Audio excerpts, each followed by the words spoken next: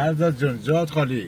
آقا دمت گرم. یعنی امروز بعد از اون چلو کبابی که نهار دادی این دسرش واقعا محشر شیر، یعنی آب هویج، آب هویج تازه با پیراشکی.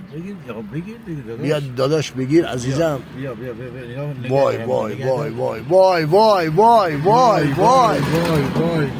به سلامتی آقای رغبت عزیز. به سلامتی فرزاد جونم.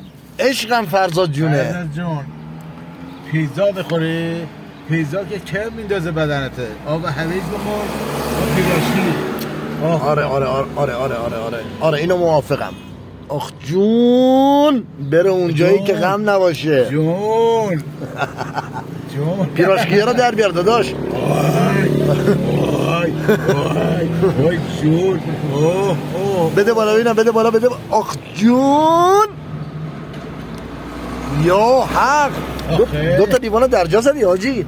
پیراشکی بخور، پیراشکی بخور. ببینم پیراشکی چجوریه تو؟ از اون رولتی ها گرفتی؟ بله جان نگاه کن. دست در نکنه. داغ داغ. آره داغ داغ با خدا. داغ داغ نسوزه دستت. برای من چی گرفتی؟ مال شما پیراشکی ساندویچی از اون درجه کار. ایول پس ما شروع کنیم. آجی نگاه کن جون. ایول بره اونجایی که غم نباشه. این به درد آدمای بی دندون میخوره. وای وای وای وای وای وای آب هویج. آب هویج آب هویج آب هویج بزن. آب هویج بزن.